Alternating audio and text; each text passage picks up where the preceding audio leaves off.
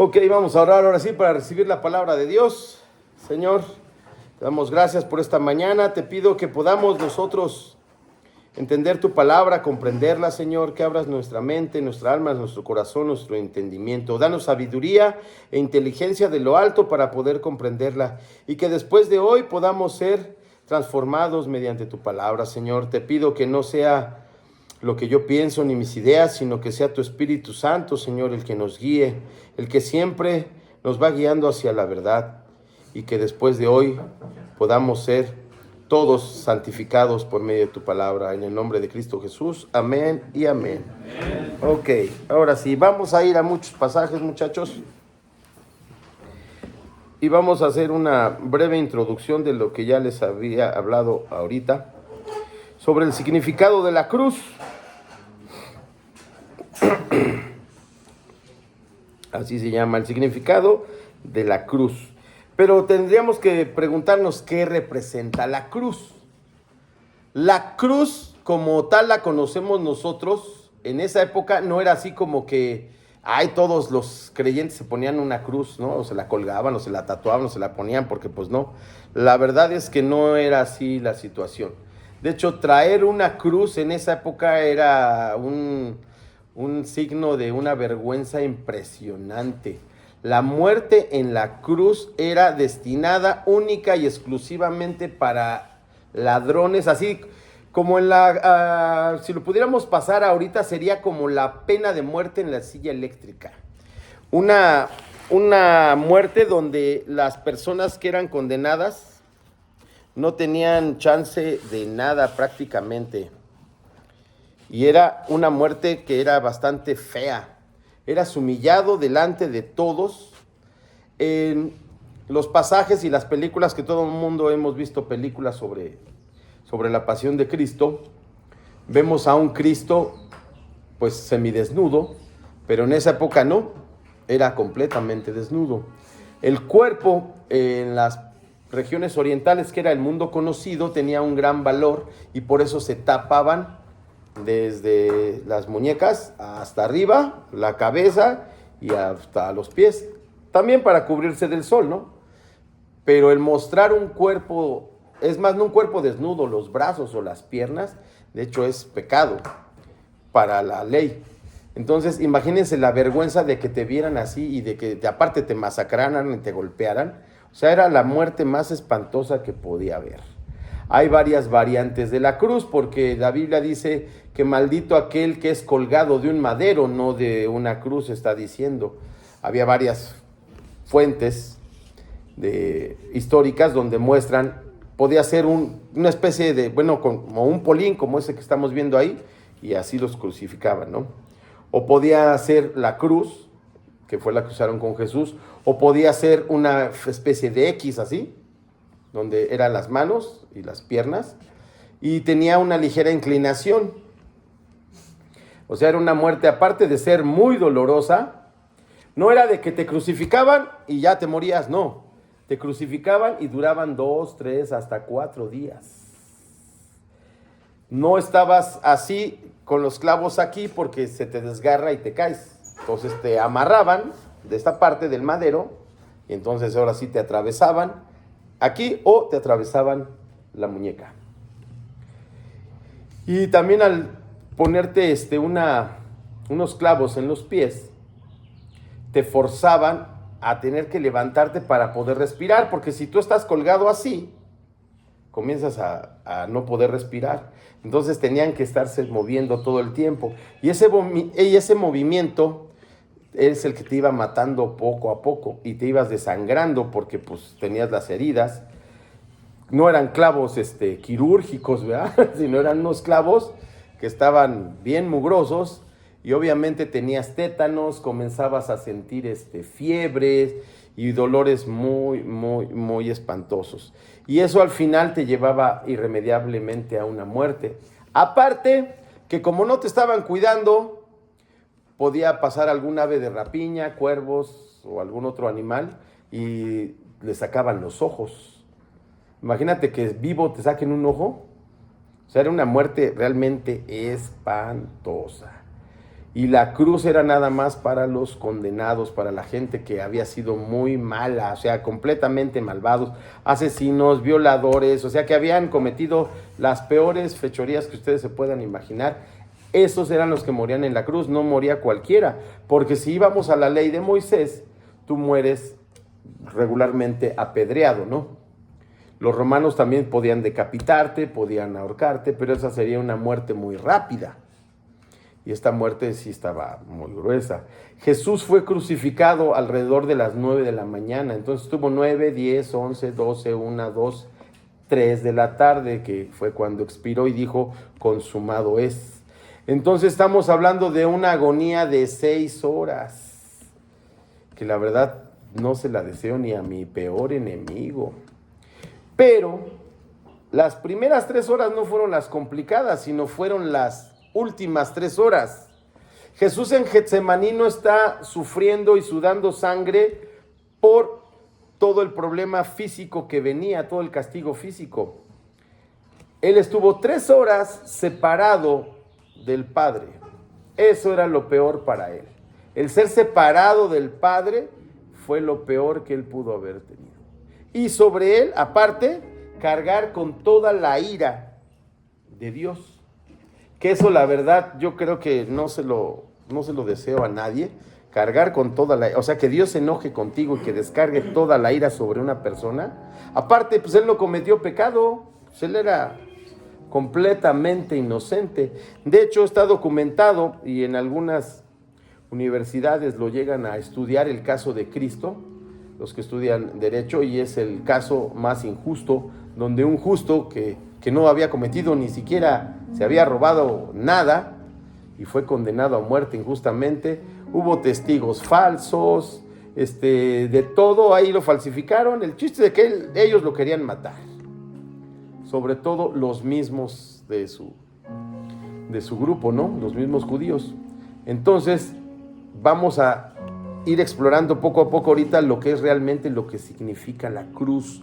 Ahora, la cruz, como la podemos ver, está en el estudio. Hay una cruz, nada más una cruz de madera, pues vemos nosotros una cruz y pensamos en Jesús.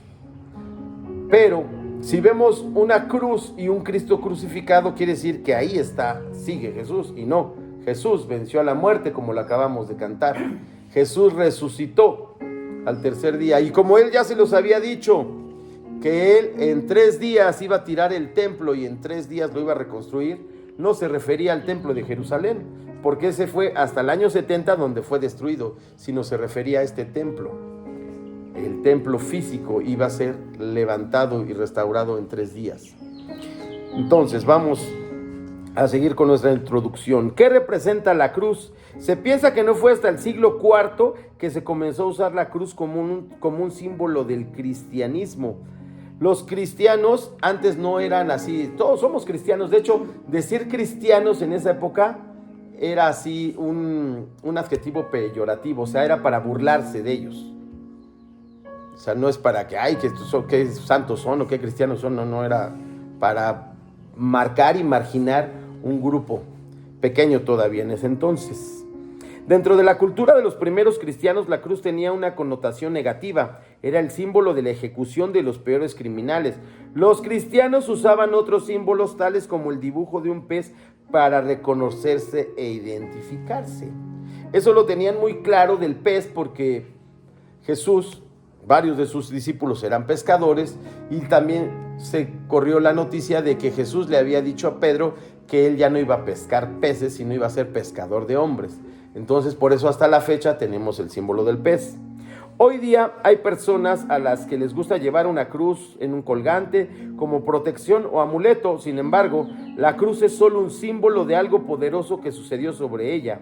La cruz no tiene poder en sí misma. Su poder y relevancia vienen de Jesús, Dios encarnado, su muerte en la cruz y su resurrección. Por eso, si nosotros nos espantamos y le ponemos la cruz al Drácula y a los vampiros y a todo eso, la cruz no sirve de nada.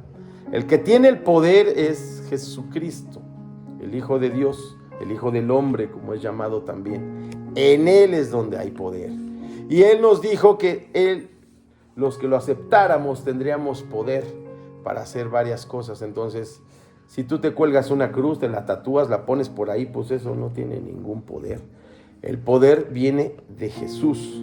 Y cuando Jesús realmente vive en tu corazón y tú le abres las puertas, Él es el que te va a dar ese poder para restaurar tu vida, para sacarte de la ansiedad, de la depresión, de la tristeza, de cualquier situación en la que tú estés pasando. Jesús tiene ese poder.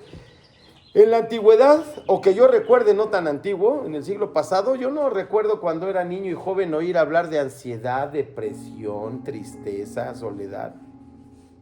Tal vez, siempre ha existido, pero yo no lo oía. Pero ahora todo el mundo está triste, está ansioso, está deprimido. Tenemos casos de suicidios muy jóvenes. Hubo un caso muy triste en México de un niño de 8 años que en la pandemia, porque sus papás no tenían para una computadora, el niño se metió al armario y se colgó. A otros casos de que porque le quitan el celular, una niña en Estados Unidos se lanzó desde no sé qué pisos de altura y se mató, ¿no? O porque no pueden. Y dices, es que no puedo, estoy muy triste, estoy muy deprimido. Estás triste y deprimido porque no está Jesús en tu corazón. Imagínense todo ese sacrificio y ese sufrimiento para que la gente se ande quitando la vida en vez de correr a los brazos de Jesús. Ahí tienen la solución. Hay testimonios muy grandes y muy fuertes de gente que ha salido de depresión, de ansiedad, de enfermedades, de adicciones sin necesidad de otra cosa más que Jesús. Pero si no vas a la cruz, pues temo decirte que seguirás como el pueblo de Israel dando vueltas en círculo. Ahora sí abran su Biblia o anoten Hebreos 10:10. Dice así la palabra de Dios. En esa voluntad somos santificados mediante la ofrenda del cuerpo de Cristo hecha una vez para siempre. Hebreos 10:10.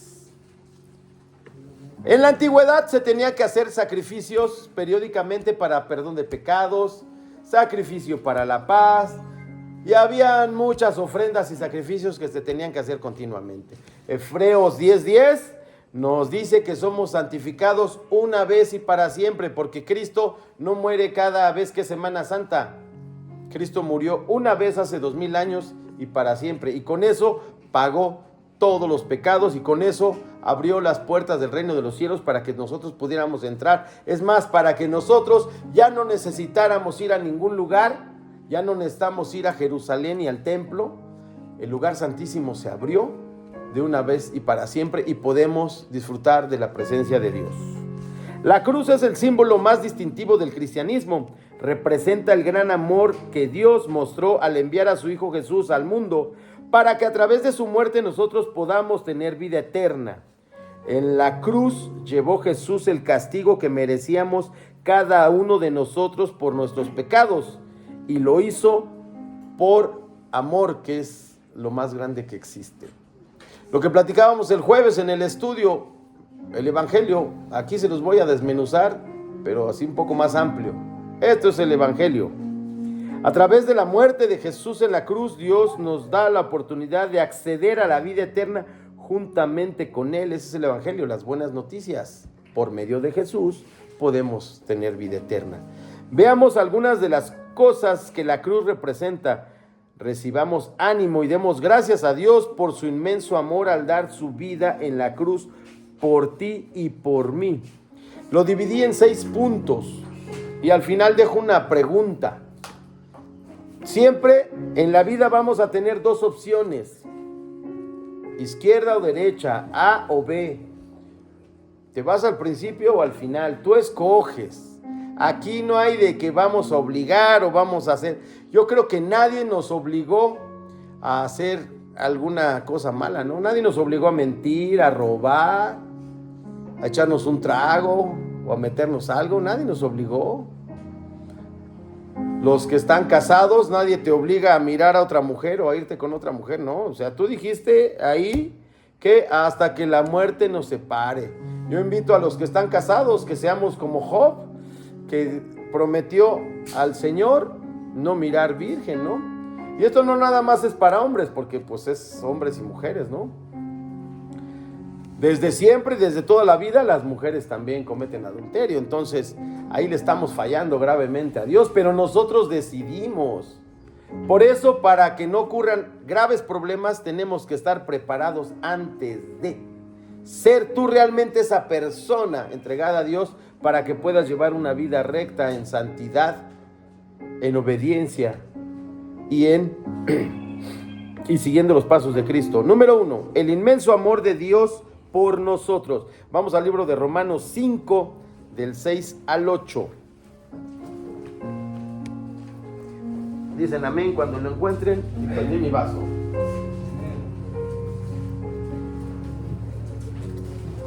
Dice así, Romanos 5, del 6 al 8.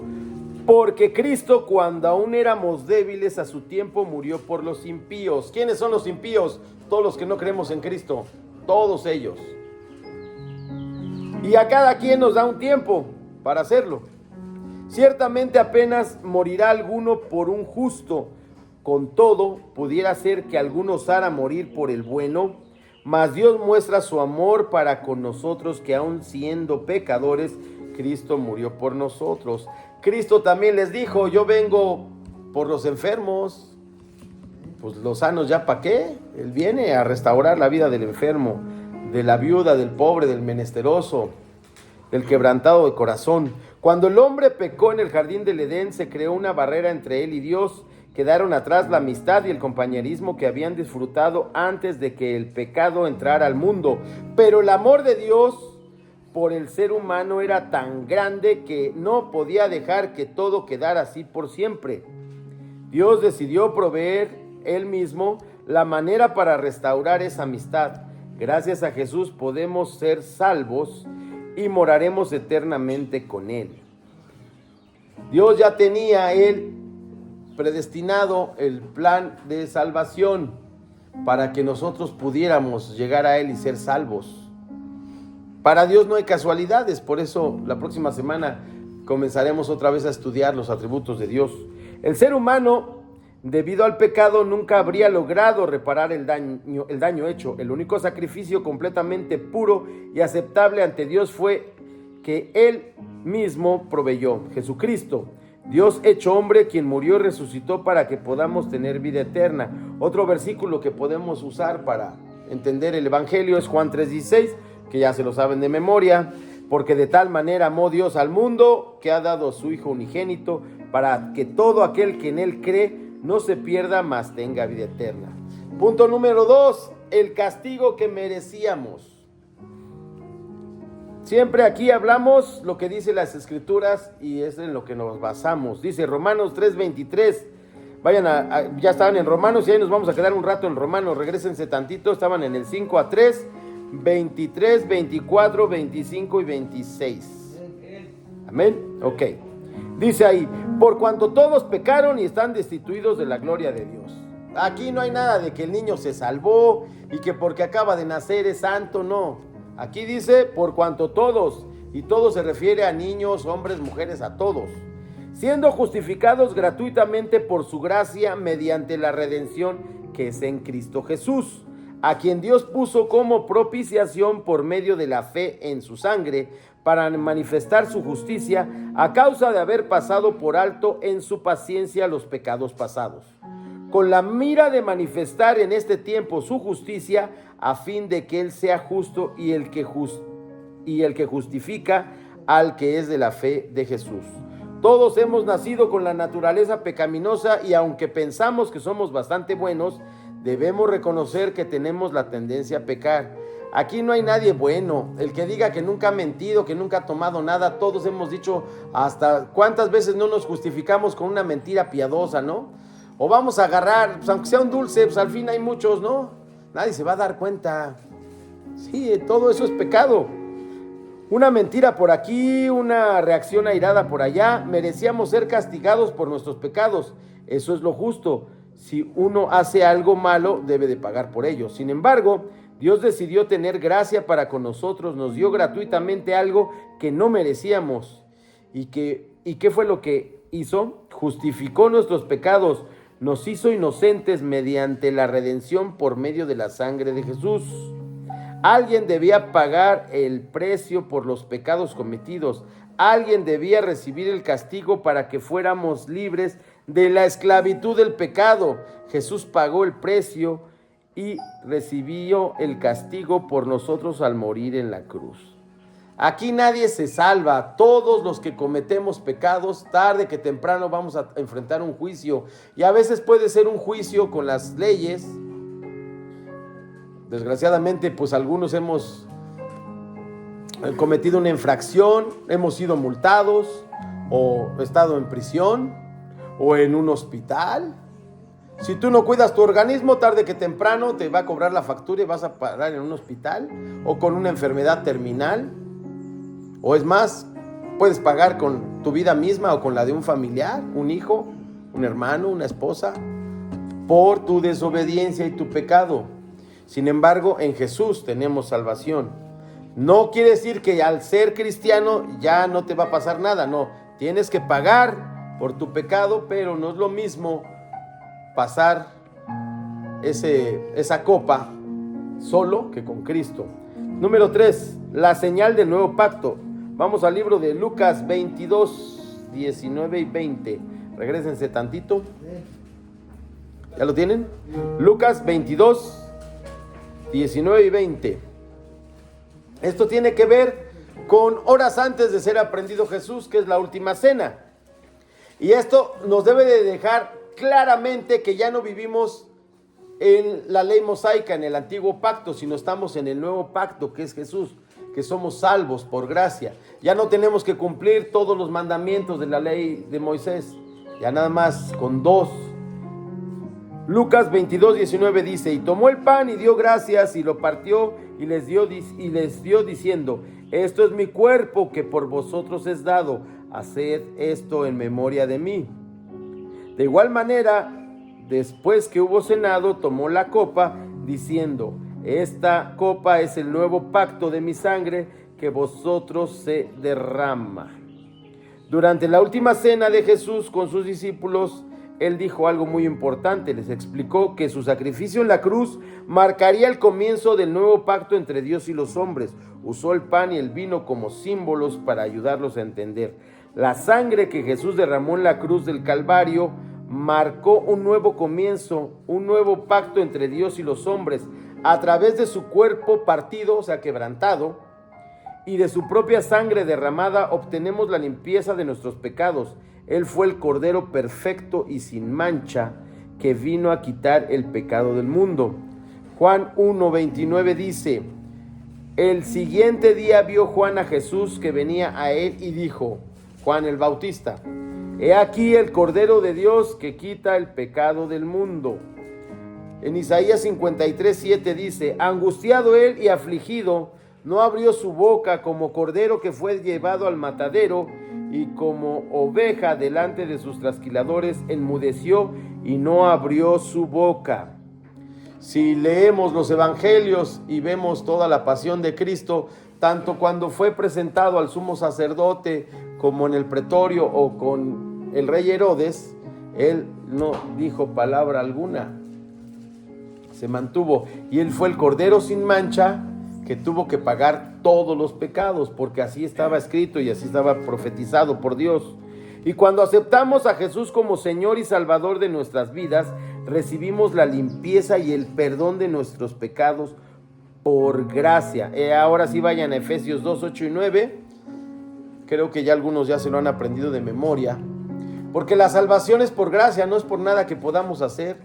No es por venir hasta acá, no es por traer cosas, no es por hacer nada. La salvación única y exclusivamente es por la gracia de Dios.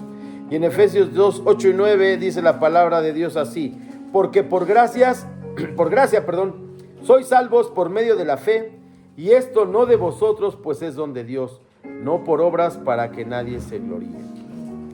Número 4, la conquista de Jesús sobre el pecado y la muerte.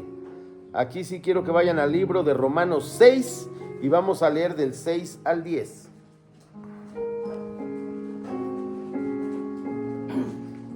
Romanos 6, del 6 al 10, cuando lo encuentren decimos amén. Aquí, en todo esto estamos viendo una explicación bastante clara y amplia del verdadero significado de la cruz. Dice así la palabra de Dios: sabiendo esto, que nuestro viejo hombre fue crucificado juntamente con él, para que el cuerpo del pecado sea destruido, a fin de que no sirvamos más al pecado, porque el que ha muerto ha sido justificado del pecado. Y si morimos con Cristo, creemos que también viviremos con él, sabiendo que Cristo, habiendo resucitado de los muertos, ya no muere. La muerte no se enseñorea más de él, porque en cuanto murió, al pecado murió una vez por todas, mas cuanto vive, para Dios vive. Y aquí se explica en estos versículos muerte y resurrección de Jesús. Cristo murió por toda la humanidad y luego resucitó de entre los muertos. Él venció la muerte y sirve para siempre. Cuando lo recibimos como Señor de nuestras vidas, esa victoria viene a ser nuestra herencia. Aunque nuestro cuerpo físico muera, tendremos vida eterna junto con Él. Viviremos para Dios por toda la eternidad. Pero Jesús no solo nos consiguió la victoria sobre la muerte, gracias a su sacrificio también recibimos el poder para vencer el pecado. Ya no somos esclavos del pecado. Por eso la evidencia de que una persona realmente ha nacido de nuevo es que ya no practica el pecado. Va a pecar, nos vamos a caer porque no somos perfectos. Pero una cosa es que te patines una vez y otra cosa es que estés de continuo pecando. Entonces, si una persona, por ejemplo, que era mentirosa y dice que es cristiano y sigue haciendo lo mismo, pues no. O algo tan sencillo como las groserías, que es algo muy común entre los latinos, ¿no? Y los mexicanos. Nos la pasamos diciendo groserías, a todo le acomodamos una grosería, ¿no? Entonces, cuando tú realmente eres creyente, pues ya no las dices. Pero Jesús no solo nos consiguió la victoria sobre la muerte, gracias a su sacrificio también recibimos el poder para vencer el pecado. Ya no somos esclavos del pecado, es una de las libertades que tenemos en Él. Dios nos llena de su Espíritu Santo y nos da las fuerzas para vencer día tras día las tentaciones que nos presentan. Cristo vive en nosotros y al poner nuestra fe en Él y dejarnos guiar por Él, experimentamos la victoria sobre el poder del pecado. Vivimos para su gloria, ya no vivimos para el pecado.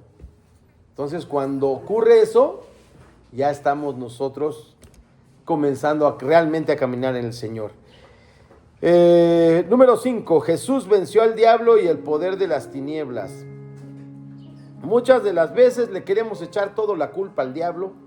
Por ahí algún predicador dijo alguna vez: pobre diablo, lo quieren culpar de todo.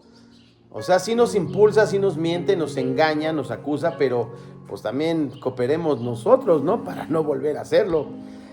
Vamos al libro de Hebreos 2, versículo 14 y 15. Hebreos 2, 14 y 15. Hay alguien que las encuentra bien rápido. Eso.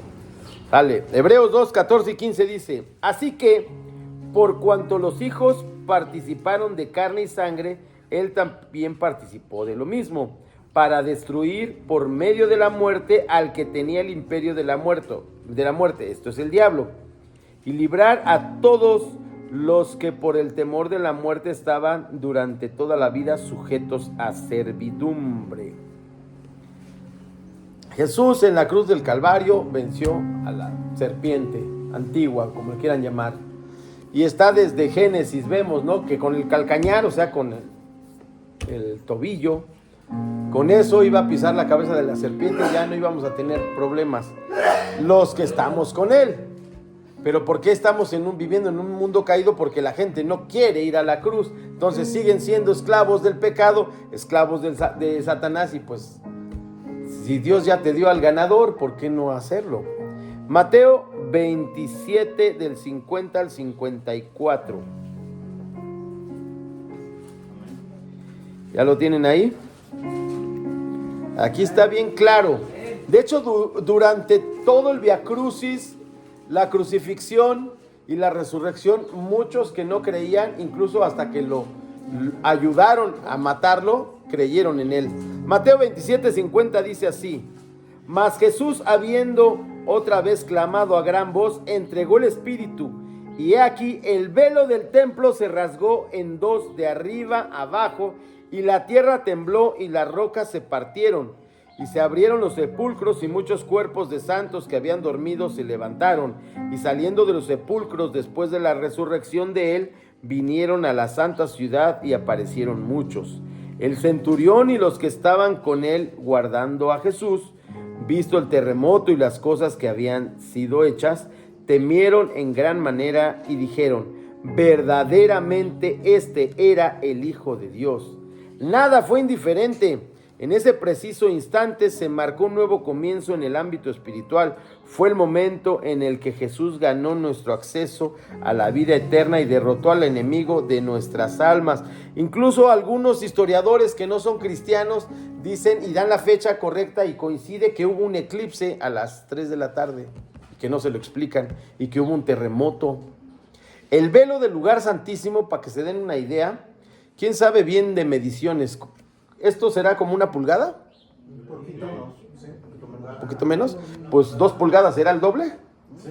Bueno, así más o menos. Bueno, así era de grueso el velo en el lugar santísimo, y se rasgó. Se rasgó, aquí dice, si nuestros pecados se levantaron, tembló y se rasgó el velo. Y entonces, para poder rasgar ese velo, pues no estaba fácil, ¿no? Nadie lo podía rasgar, y solamente Dios fue el que lo pudo hacer. Y entonces esa presencia de Dios, ese lugar santísimo, se regó por todo el mundo. Cuando vemos en la Biblia que los que durmieron se llama a los que murieron, porque nosotros, aquí está también estipulado en la Biblia que los hombres muramos una vez y nada más, y después de eso el juicio. Pero pues como todavía no habíamos pasado esto de Jesús, vivían en el seno de Abraham. Entonces, después de esto, todos los que habían muerto pudieron llegar a la presencia de Dios. O sea, no se detallan muchas cosas, pero sí pasaron cosas extraordinarias. Cuando vemos que dice que de gran manera, quiere decir cosas increíbles e impresionantes. Número 6. Vamos a Lucas 23, 39. 23 del versículo 39 al 43. Amén. Vida eterna o castigo eterno. Aquí es donde se va a poner bueno. Este pasaje está en Lucas.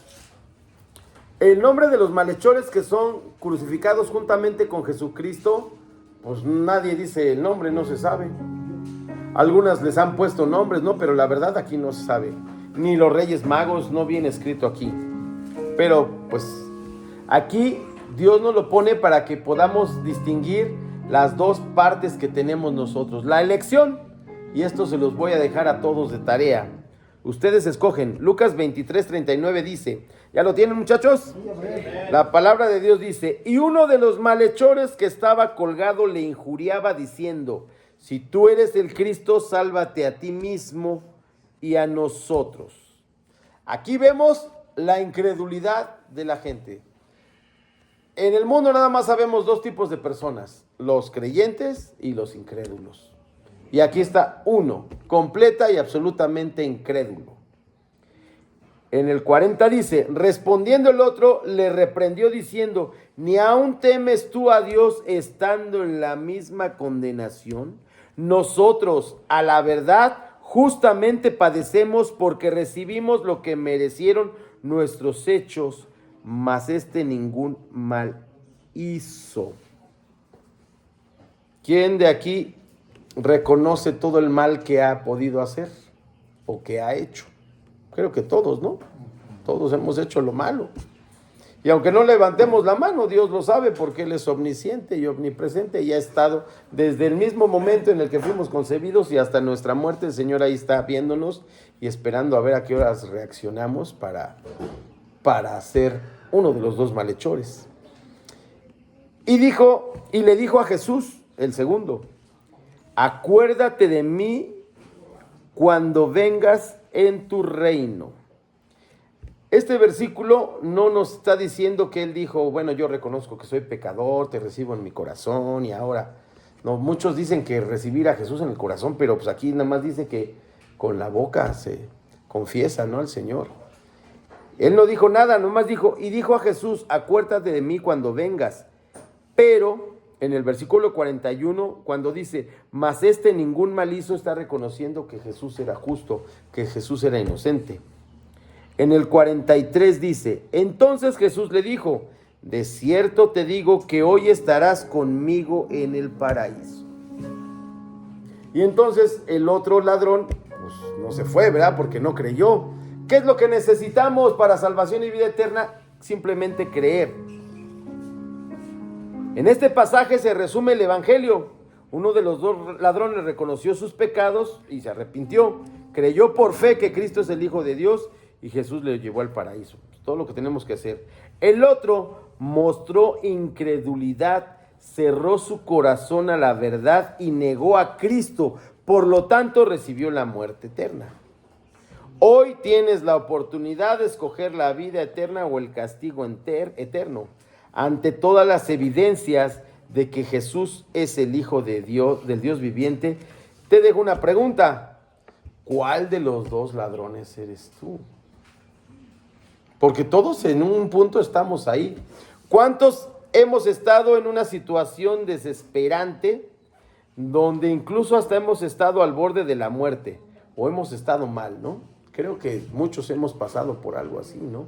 O un dolor intenso donde estamos desesperados y ya no lo quiero hacer, ya no vuelvo a hacerlo, o estás en la cama de un hospital o al borde de la muerte por un accidente, ¿no? Yo aquí conozco varios que han estado en accidentes donde el Señor ha obrado en sus vidas y gracias a Dios están aquí. Entonces, si Dios te dio chance de estar vivo, pues sé el ladrón que creyó, el ladrón que tuvo fe.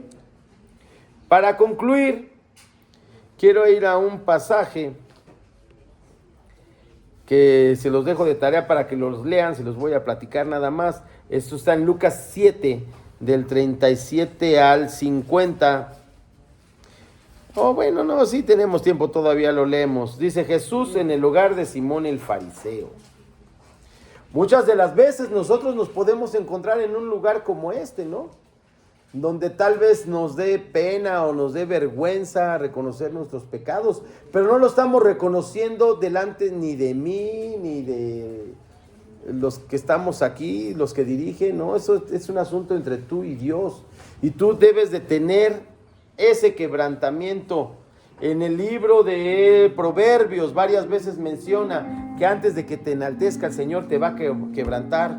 Antes de que te ponga en una posición te va a humillar hasta el fondo. Y tienes que tocar tierra. Cuando leímos en Getsemaní que Jesús se postró su rostro en tierra, no quiere decir que se hincó y puso su frente. Rostro en tierra es acostado. Cuando el pueblo de Israel pecaba y pecaba una y otra vez, la Biblia dice que Moisés y Aarón se postraban en tierra intercediendo por el pueblo. Y eso es lo que el Señor está esperando. Y este pasaje, lo conocen varios de ustedes, dice: uno de los fariseos rogó a Jesús que comiese con él, y habiendo entrado en la casa del fariseo, se sentó a la mesa. Entonces una mujer de la ciudad que era pecadora, al saber que Jesús estaba a la mesa en casa del fariseo, trajo un frasco de alabastro con perfume. ¿Qué es un fariseo? Un líder religioso, una persona que se cree muy santa, que no dejaba entrar a cualquier persona. Y aquí tenemos una pecadora arrepentida, que no sabemos exactamente cuál era su profesión. Aquí se entran en muchos, hay problemas teológicos, pero dejémoslo nada más como una mujer de la ciudad que era pecadora. Pudo haber sido la mujer adúltera que Jesús salvó. Pudo haber sido María Magdalena, que Jesús expulsó demonios de ella. ¿Quién sabe quién era? Pero aquí lo que debemos de entender es que tenemos que reconocer nuestra condición pecadora, nuestra bancarrota espiritual. Y cuando tú te sientes así de mal, no te importa a dónde te tengas que meter y vayas. En esa cena, en esa comida, o cena dice, no, bueno, que iba a ir a comer. Pues estaba, imagínense una cena así muy, pipiris nice. Y la pecadora pues no iba así con las mejores ropas para entrar, pero a ella no le importó. Ella entró. Entonces dice, entonces una mujer de la ciudad que era pecadora, al saber que Jesús estaba en la mesa con el fariseo, trajo un frasco de alabastro con perfume y estando detrás de él a sus pies llorando, comenzó a regar con lágrimas sus pies y los enjugaba con sus cabellos y besaba sus pies y los ungía con perfume.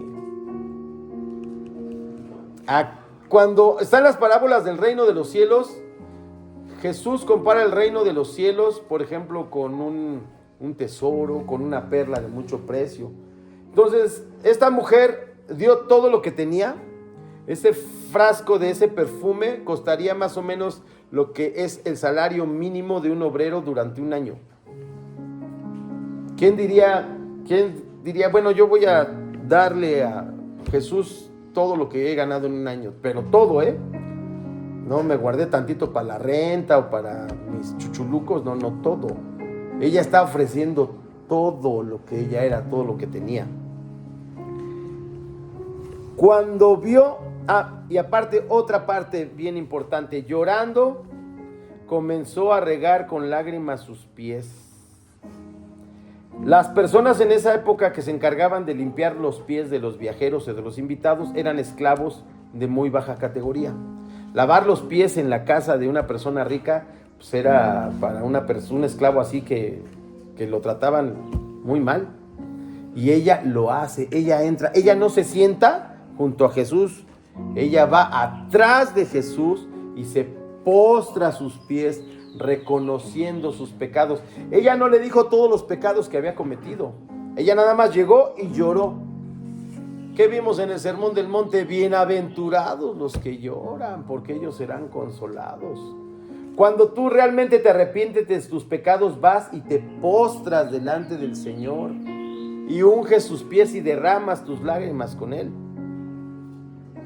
Cuando vio esto el fariseo que le había convidado, dijo para sí, si fuera profeta conocería quién y qué clase de mujer es la que toca esa pecadora. Y él lo pensó, pero no sabía que estaba con Dios. Y dice, entonces respondió Jesús, le dijo, Simón, una cosa tengo que decirte. Y él le dijo, di, maestro. Esta parábola es impresionante. Un acreedor tenía 2 deudores. El uno le debía 500 denarios y el otro 50. Y no teniendo ellos con qué pagar, perdonó a ambos. Di pues, ¿cuál de ellos le amará más? Respondió Simón y dijo, pienso que aquel a quien perdonó más. Y Jesús le dijo, rectamente has juzgado. Y vuelto a la mujer, dijo a Simón, ve a esta mujer, entré a tu casa y no me diste agua para mis pies. Mas ésta ha regado mis pies con lágrimas y los ha enjugado con sus cabellos. No me diste beso. Era muy común que si tú entrabas a la casa de una persona te recibieran con un beso. Eso era señal de respeto. No me diste beso, mas esta desde que entré no ha cesado de besar mis pies. No ungiste mi cabeza con aceite, mas esta ha ungido con perfume mis pies. Les ponían aceite, que era así como de buen olor, porque pues imagínate, después de caminar no sé cuántas horas en el rayo del sol o estar subido a un camello, apestaba la gente a camello, ¿verdad? No existían desodorantes y a veces no se bañaban muy seguido. Para eso era el perfume. Por lo cual te digo que sus muchos pecados les son perdonados, porque amó mucho, mas aquel a quien se le perdona poco, poco ama. Y a ella le dijo, tus pecados te son perdonados. Y los que estaban juntamente sentados a la mesa comenzaron a decir entre sí, ¿quién es este que también perdona pecados? Pero él dijo a la mujer, tu fe te ha salvado, vete en paz. No necesitamos ir a veces con una persona, ir a confesarnos, irnos de rodillas a ningún lugar. Lo único que tenemos es ir a los pies del maestro. Aquí no leemos que la mujer dijo todos los pecados que había hecho, ¿no? Todos la señalaban, la juzgaban y la trataban de pecadora. Sin embargo, ella, con un corazón contrito y arrepentido, derramó su corazón. Y quiero que ¿alguien sabe usar la compu para ponerle stop?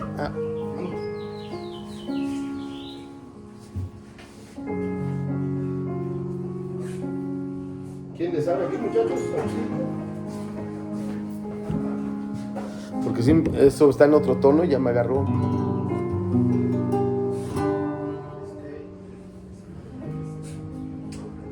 ¿No?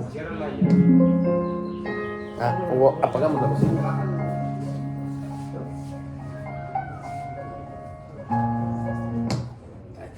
Listo. Esas son las obras que no tienen que distraernos y mantenernos así. Pues hoy vamos a terminar con una canción que habla justamente de esto.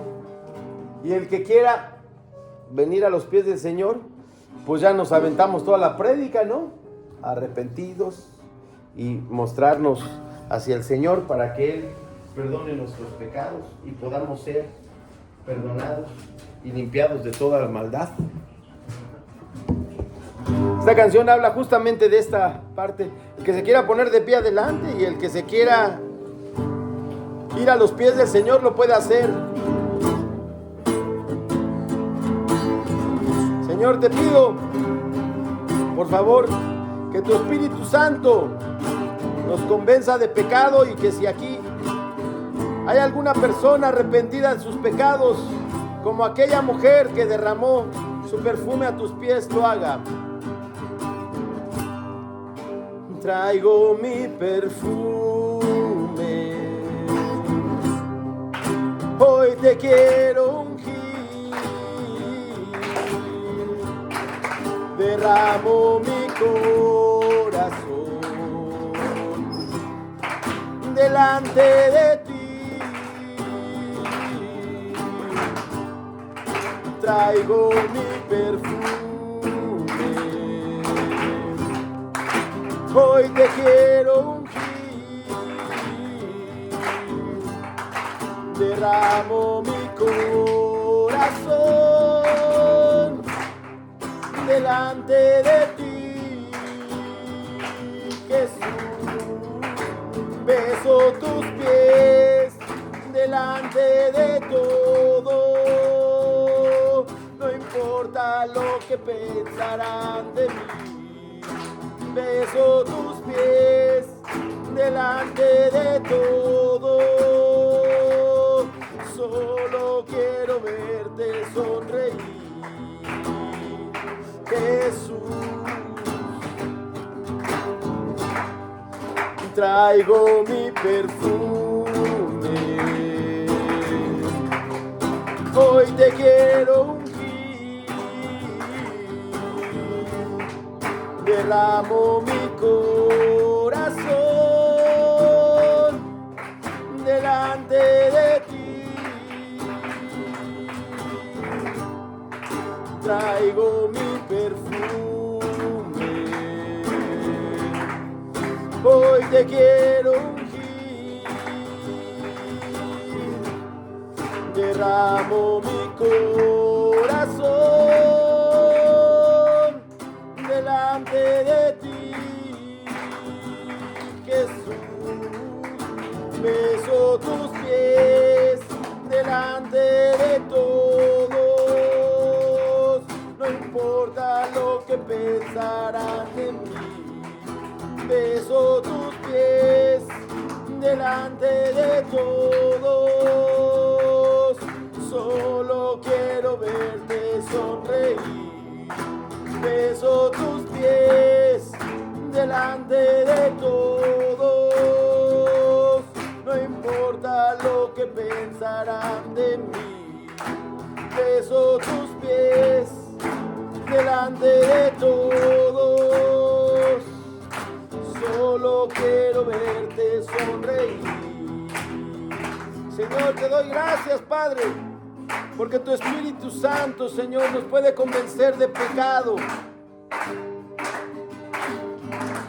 Y hoy venimos delante de ti, Señor, a entregar nuestras vidas, Padre. Yo no conozco la situación y los problemas que estén pasando, pero lo que sí podemos asegurar es que si tú vas a los pies de Jesús, derramas tu corazón, Él te dará salvación y vida eterna, porque por tu fe tus pecados son perdonados. Y eres el único que puede hacer eso, Señor.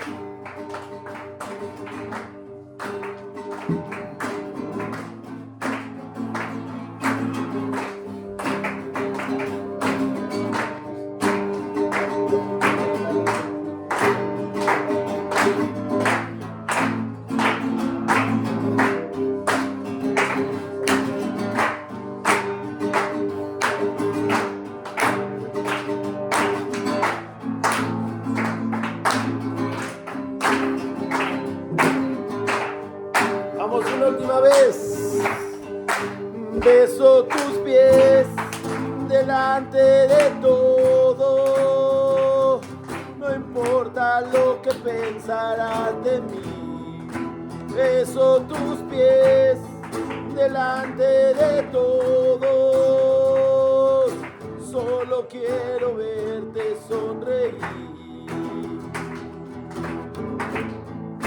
Gracias, Señor, porque nadie nos ha amado como tú. Tú que eres el digno y santo. Te amamos y te bendecimos y te damos gracias. Gracias, Señor.